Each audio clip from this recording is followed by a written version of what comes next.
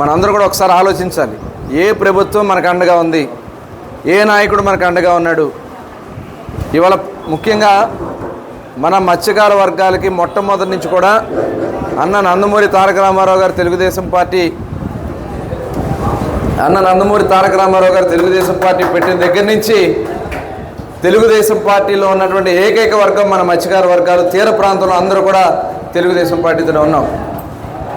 ఇవాళ అనేక సంక్షేమ కార్యక్రమాలకి మనకు జరిగినాయి అంటే అది ఒక తెలుగుదేశం పార్టీలోనే. ఇవాళ ఎందుకంటే మీకు ఇక్కడ ఫిషింగ్కి సముద్రం మీద వేటలేదు కాబట్టి మీకు ఆయిల్ సబ్సిడీ ఉండదు, కానీ ఆయిల్ సబ్సిడీకి మొట్టమొదటి శ్రీకారం చుట్టింది తెలుగుదేశం పార్టీ. అలాగే 50 సంవత్సరాలకి పెన్షన్ ఇస్తున్న పార్టీ కూడా తెలుగుదేశం పార్టీనే. సబ్సిడీ మీద వలలు కానీ, పడవలు కానీ, ఇంజిన్లు కానీ ఎవరికి ఏది కావాలని మనం ఇచ్చాం. ఇవాళ అనేక సంక్షేమ కార్యక్రమాలు మనం చేసుకున్నాము. మళ్ళీ ఈ ప్రభుత్వాన్ని గెలిపించుకోవాల్సినటువంటి బాధ్యత మనం తీసుకోవాలా లేదా? తీసుకుంటారా గట్టిగా? ఎందుకంటే ఇవాళ మహిళలకు కూడా ఆ రోజున మహిళా సొసైటీలు ఏర్పాటు చేసింది తెలుగుదేశం పార్టీలో. ఇవాళ మొన్న భువనేశ్వర్ గారు బందరు వచ్చారు. బందరు వస్తే ఆవిడని అడిగాను, ఎందుకంటే మీరు మహిళల పక్షాన్ని మీరు మాట్లాడుతున్నారు కాబట్టి మత్స్యకార మహిళలు, ఎందుకంటే మగవాళ్ళు ఏటకెళ్ళి వస్తే ఆడవాళ్ళు మార్కెటింగ్ చేస్తారు, వాళ్ళకి ప్రత్యేకంగా సబ్సిడీ మీద రుణాలు ఇవ్వాలని చెప్పి వారితో మాట్లాడితే ఖచ్చితంగా నేను చంద్రబాబు నాయుడు గారితో చెప్తానని చెప్పి వారు కూడా హామీ ఇవ్వడం కూడా జరిగింది. ఇలా ఏదైనా మన కోసం మన గురించి ఆలోచించే పార్టీ తెలుగుదేశం పార్టీనే. ఇవాళ మావయ్య గారు ఫస్ట్ టైం ఎమ్మెల్యేగా ఇచ్చిన మంత్రి పదవి ఇచ్చిందంటే తెలుగుదేశం పార్టీ. ఇవాళ మళ్ళీ నేను కూడా తర్వాత ఎమ్మెల్యేగా ఫస్ట్ టైం గెలిస్తే ఫస్ట్ టైం మళ్ళీ మంత్రి ఇంటి దగ్గర పిలిచి ఇచ్చినటువంటి పార్టీ తెలుగుదేశం పార్టీ. ఎందుకంటే బాబు గారి యొక్క ఉద్దేశం మన సమస్యలన్నీ మనకైతే ఎక్కువ తెలుసు అనే ఉద్దేశంతో ఆయన ఈ కార్యక్రమాలన్నీ కూడా మనకి చేయటం. ఇవాళ అనేక కష్టాలు ఇబ్బందులు పెడుతోంది ఈ ప్రభుత్వంలో. ఇవాళ జీవో నెంబర్ 217 తీసుకొచ్చారు. మీ దృష్టిలో ఉంది అది? ఎక్కడైనా సరే ఇప్పుడు మన అన్ని ఎక్కడున్నా మన అందరూ కూడా మన వర్గాలకు అన్యాయం జరిగినప్పుడు తిరగబడాలి. జీవో నెంబర్ 217 తీసుకురావడం వల్ల ఎన్నో తరతరాలుగా మనకు ఉన్నటువంటి హక్కులు మనం కోల్పోతున్నాం. ఇప్పుడు మీరు అంటున్నారు పంచాయతీ చెరువులు మీకు రావట్లేదని చెప్పి మీరు అంటా ఉన్నారు. ఏ ఒక్కటి కూడా మనకి వేట చేయడానికి అవకాశం లేకుండా ఈ ప్రభుత్వం జీవోలు తీసుకొచ్చే అవకాశం. ఇప్పుడు 100 ఎకరాలు పెట్టారు, రేపు అరెకరం ఎకరం ఉన్నా కూడా మనకి హక్కులు లేకుండా చదవాలనేది ఈ ప్రభుత్వం ఆలోచన. ఆక్షన్ పెడతారంట. ఆక్షన్ పెట్టేస్తే వేరే వాళ్ళు వచ్చి దాంట్లో ఎంటర్ అయిపోతే ఇంకా మన బతుకులు ఏం కావాలి? తరతరాలుగా హక్కులుగా ఉన్నటువంటి మన చెరువులు హక్కులు కోల్పోతే మన సొసైటీలు ఏం కావాలా? ఇవాళ మీరు మన సొసైటీకి ఇప్పుడే చెప్తా ఉన్నారు 200 మంది సభ్యులు ఉన్నది, ఇవాళ 90 మందికి దిగిపోయారని. మరి దాన్ని పెంచాల్సినటువంటి అవసరం ఉంది. ఆ కుటుంబంలో ఉన్న వాళ్ళని సభ్యులుగా చేర్చుకోవాల్సినటువంటి అవసరం ఉందా లేదా? ఆ వచ్చినటువంటి ఆదాయాన్ని అందరూ సమానంగా పంచుకోవాల్సినటువంటి అవసరం ఉందా లేదా? ఇది అన్ని చోట్ల ఉంది ఈ సమస్య.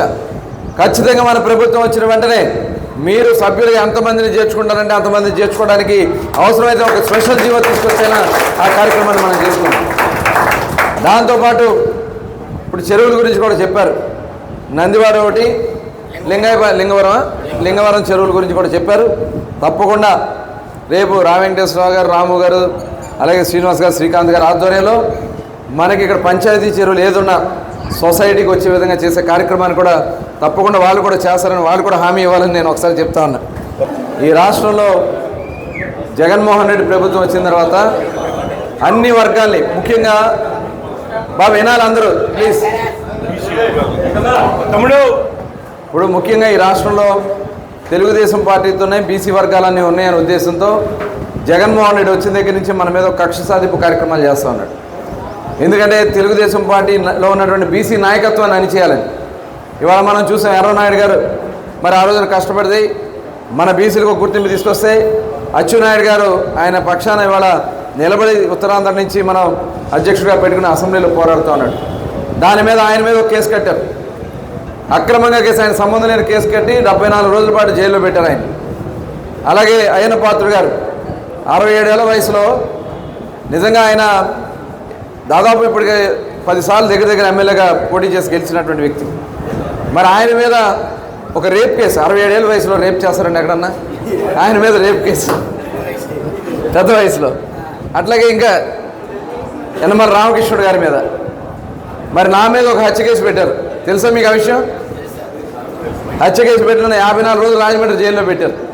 వాళ్ళు అనుకున్నారు తెలుగుదేశం పార్టీలో ఉన్న నాయకులు లోపల పెడితే ఇంకా తెలుగుదేశం పార్టీలో ఉన్న బీసీ వర్గాలు ఫినిష్ అయితే పార్టీ ఫినిష్ అవుతుంది. కానీ జైలు నుంచి మొట్టమొదటి బయటకు వచ్చిన రోజు దగ్గర నుంచి పోరాటం మళ్ళీ స్టార్ట్ చేసుకున్నాం. అది బీసీ లీడర్షిప్ తెలుగుదేశం పార్టీలో ఉంది. ఇవాళ చూసాం తోట చంద్రయ్య, మాచర్లలో తోట చంద్రయ్య అని చెప్పి ఒక సగర ఉప్పురకు సంబంధించినటువంటి వ్యక్తి, సామాజిక వర్గాలకు సంబంధించిన వ్యక్తి. అతను మాచర్లలో బ్రహ్మారెడ్డి అని చెప్పి అతను పార్టీలో ఇన్ఛార్జిగా ప్రకటించిన తర్వాత ఒక ర్యాలీ తీశారు. ఆ ర్యాలీ తీస్తే ర్యాలీలో చాలా యాక్టివ్గా పాల్గొన్నాడు. అతను యాక్టివ్గా పాల్గొన్నాడని చెప్పి తెల్లారి అతను ఇంటిలోంచి బయటికి లాక్కొచ్చి, అక్కడ ఎంపీపీగా చేసే వ్యక్తి ఇంట్లోంచి బయటికి లాక్కొచ్చి పీక మీద కత్తి పెట్టి నువ్వు పార్టీ మారి జై జగన్ అనమన్నాడు. నేను జై జగన్ అన్నని చెప్పి జై చంద్రబాబు నాయుడు అంటే కత్తి పెట్టి పీక్ కోసేస్తారు అక్కడ. ఇవాళ ఎంత దారుణాలు చూడండి, నడి రోడ్డు మీద ఆ వీడియోలు బయటకు వచ్చినాయి. ఇలా ఎన్నో. ప్రొద్దుటూరులో ఒక చేనేత వర్గానికి చెందినటువంటి నందం సుబ్బయ్య అనే వ్యక్తిని సోషల్ మీడియాలో వాళ్ళు చేసిన అవినీతి మీద పోస్టులు పెట్టాడని చెప్పి అధికారుల ముందే నడి రోడ్డు మీద హత్య చేశారు. అతను భార్యను కూడా దగ్గర రానివ్వకుండా, పక్కనే ఉంది భార్య, కుటుంబ సభ్యులు రానివ్వలే, కనీసం ఆ బాడీని తీసుకెళ్ళడానికి కూడా మనుషులు లేకుండా చేయాలని ప్రయత్నం చేశారు. నిన్నగాక మొన్న ఒక నెల 2 నెలలు అవుతుందేమో, రేపల్లలో అమర్నాథ్ గౌడ్ అని ఒక 15 సంవత్సరాల 10th క్లాస్ విద్యార్థి వాళ్ళ అక్కని ఏడిపిస్తున్నారని చెప్పి ఆ విషయం ఇంట్లో చెప్పాడు. కాలేజీలో వెళ్తా ఉంటే అమ్మాయిని ఏడిపిస్తూ ఉన్నారు మరి అంటే వాళ్ళందరూ వెళ్ళి వాళ్ళ ఇంట్లో అడిగారు. తెల్లవారుజామున అతను ట్యూషన్కి వెళ్తూ ఉంటే 5:30 గంటలకి రోడ్డు మీద ఆపేసి సైకిల్ మీద పడేసి గడ్డిమా పక్క లాక్కెళ్ళి నోట్లో అతను చదువుకు బ్యాగ్లో ఉన్నటువంటి కాగితాలు చింపి నోట్లో కుక్కి కాళ్ళు చేతులు కట్టి పెట్రోల్ పోసి తగలబెట్టేస్తారు. ఎంత దారుణాలు చూడండి ఈ రాష్ట్రంలో. చెప్పాలంటే చాలా ఉన్నాయి. ఇలాంటివన్నీ కూడా కొన్ని వందల మందిని పొట్టను పెట్టుకున్నారు. మళ్ళీ మన వర్గాన్ని కాపాడింది మనం కాపాడుకోవాల్సినటువంటి అవసరం ఉంది. ఇవాళ స్వేచ్ఛగా బయటకు వచ్చి మాట్లాడగలుగుతున్నామా? మీ గుడివాళ్ళలోనే ఉంది కదా గడ్డం బాబా, ఉన్నాడా గడ్డం బాబా? 20 ఏళ్ళు చేశాడు. 27 ఎమ్మెల్యేలుగా ఇక్కడ ఎమ్మెల్యేగా చేసి ఏమన్నా చేశారా? మంత్రిగా 2.5 సంవత్సరాలు ఈ గుడివాడికి ఏమైనా తీసుకొచ్చారా? ఆయన సంపాదించుకోడు. మా బందర్లో కూడా ఉన్నాడు ఒక సన్నాసి. ఆ సన్నాసి కూడా ఇదే పని, రోజు టీవీలో కనబడతాడు, పొద్దున్న లెగ్గానే టీవీల్లో. ఇవాళ వాళ్ళు దోచుకున్నారు, మట్టిలో దోచుకున్నారు, భూముల్లో దోచుకున్నారు, అన్ని ఇసుకలో. చివరికి దొంగ పట్టాలు కూడా ఇచ్చి డబ్బులు అమ్ముకోవాలని చూశారు బందర్లో. అవన్నీ బయట పెట్టాం. ఇవాళ ఏదో రకంగా ఆయన పోటీ చేసి ఓడిపోతాడని భయం వేసి కొడుకుని పెట్టాడు. ఏదో రకంగా దొంగదారులైన కొడుకుని అందరం ఎక్కించాలని ప్రయత్నం చేస్తూ ఉన్నాడు. ఇవాళ ఒకసారి ఆలోచించాలి. ఇవాళ అందుకనే ఈ అరాచక ప్రభుత్వం పోవాలనే జనసేన పార్టీ అధ్యక్షుడు పవన్ కళ్యాణ్ గారు కూడా బయటకు వచ్చి తెలుగుదేశం పార్టీ జనసేన కలిసి మేము పోటీ చేస్తామని చెప్పారు. ఇవాళ జనసేన తెలుగుదేశం పార్టీ కలిసి ఎక్కడ ఇబ్బంది వస్తుందని చెప్పి రకరకాలుగా ఆయన మీద కూడా వ్యక్తిగత విమర్శించడం, ఇవాళ ఎన్నికలు కూడా జరపకుండా చేయాలని అనేక రకాలుగా ప్రయత్నాలు చేయటం. మరి దానికోసమే కేంద్ర ప్రభుత్వ సహాయ సహకారాలు కూడా కావాలి. ఈ రాష్ట్రాన్ని మళ్ళీ పునర్నిర్మాణం చేసుకోవాలి. ఇవాళ పెన్షన్లు రాలా, అప్పు రాలేదు కాబట్టి పెన్షన్లు అయిపోయినాయి. కానీ ఏం చెప్తున్నాడు చంద్రబాబు నాయుడు గారు లెటర్ రాశారు కాబట్టి పెన్షన్లు అయిపోయినాయని చెప్పి తప్పుడు కథనాలు రాయిపిస్తూ ఉన్నారు. వాస్తవానికి జనవరి నుంచి నొక్కినటువంటి ఏ బటన్కి 1 పైసా కూడా పడలే. ఇప్పటికి 5-6 పథకాలు బటన్లు నొక్కాడు. పడినా ఎక్కడన్నా ఎవరికైనా పడినా ఎవరికి పడలే. ఈ పెన్షన్లు కూడా అదే. ఇవాళ కొత్త డ్రామాలు ఆడి చేస్తూ ఉన్నారు. ఇవాళ ఎవరైతే అధికారులు వాళ్ళకి తొత్తులుగా వ్యవహరించారో వాళ్ళందరి మీద కూడా చర్యలు అయిపోతాయి. ఆల్రెడీ మన కలెక్టర్ వెళ్ళిపోయాడు రాజాబాబు అని చెప్పి. ఆయన ఏం దోచుకున్నాడు, ఓటర్ లిస్టులో అవకతవకలు, దాని మీద మేము వెళ్ళి కంప్లైంట్ చేసాం. మా దగ్గర దొంగ పట్టాలు పెట్టించేసి అమ్మేస్తూ ఉన్నారు స్థలాలు, అవన్నీ తీసుకెళ్ళి కంప్లైంట్ చేసాం.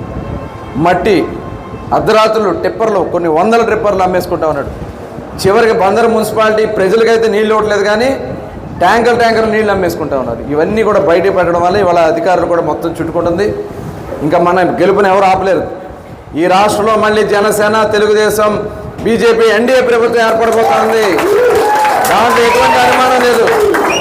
ఏమైనా అనుమానం ఉందా మీకు ఎవరికన్నా? చెప్పాలి కదా, అనుమానం ఉంటే చెప్పండి. రాబోయేది జనసేన తెలుగుదేశం బీజేపీ కూటమి ప్రభుత్వం రాబోతోంది.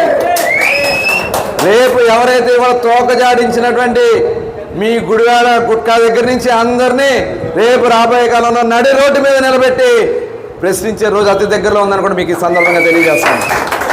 వాళ్ళ అధికారులు ఏ రకంగా అయితే తప్పించుకోలేకపోతున్నారో ఇలాంటి దుర్మార్గులు కూడా తప్పించుకోలేకపోతారు ఖచ్చితంగా దాంట్లో. లేకపోతే నందమూరి తారక రామారావు గారు ప్రాతినిధ్యం వహించినటువంటి గుడివాడలో చేశారా ఎమ్మెల్యే ఎన్టీ రామారావు గారు గెలిపించుకున్నారు గతంలో, గుర్తుందా? అటువంటి గుడివాడ నియోజకవర్గంలో క్యాసినోలు పెట్టి క్యాబరేలు పెట్టి రాష్ట్రంలో అల్లరపాలు చేసిన వ్యక్తి మరి మీ గుట్కా నాని. మళ్ళీ గుడివాడ గౌరవాన్ని కాపాడాలంటే వెనుగళ్ల రాము గారిని గెలిపించుకోవాలి.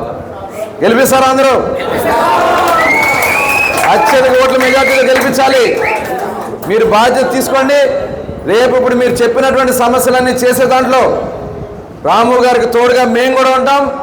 వెంకటేశ్వరరావు గారు ఉంటారు, శ్రీనివాస్ గారు ఉంటారు, శ్రీకాంత్ గారు ఉంటారు. అందరం కలిసి చేసుకుందాం. దయచేసి ఎవరు కూడా డివేట్ కావద్దు. పార్లమెంట్ అభ్యర్థిగా బాలశౌరి గారు కూడా మంచి వ్యక్తి. ఆయన కూడా రావడం వల్ల ఇవాళ మీకు ఫ్లైఓవర్లు వచ్చినాయా, రైల్వే ఫ్లైఓవర్లు, ఓవర్ బ్రిడ్జ్లు జరుగుతున్నాయా వర్క్లు. ఇవాళ ఆయన పార్లమెంట్ సభ్యుడిగా, ఎందుకంటే నాకు తెలిసినటువంటి దాంట్లో ఫ్లైఓవర్లు వేయాలంటే నేషనల్ హైవేలకే ఉంటాయి, ఇంటర్నల్ సిటీలో ఉండవు, టౌన్లో. కానీ అటువంటి ఫ్లైఓవర్లు తెచ్చినటువంటి వ్యక్తి బాలశౌరి గారు. మీరు బాలశౌరి గారిని కూడా గెలిపించుకోవాల్సినటువంటి అవసరం ఉంది. పార్లమెంట్ అభ్యర్థిగా గ్లాసు గుర్తు మీద బాలశౌరి గారికి ఓటేయాలి. అసెంబ్లీ అభ్యర్థిగా వెనిగళ్ల రాము గారికి సైకిల్ గుర్తుకు ఓటేయాలి. అదే ఫస్ట్ వెళ్ళంగానే తెల్ల డబ్బా ఉంటుంది, తెల్ల డబ్బా మీద గ్లాస్ ఉంటుంది, అది గ్లాస్కి వేయాలి. లోపలికి వెళ్తే పింక్ డబ్బా ఉంటుంది, ఆ పింక్ డబ్బా మీద సైకిల్ ఉంటుంది, ఆ సైకిల్కి వేయాలి. ఏంటి వేద్దామా? ఓకే, అందరికీ సైకిల్ గుర్తుకే మన ఓట్లు, సైకిల్ గుర్తుకే మన ఓట్లు, గ్లాస్ గుర్తుకే మన ఓట్లు.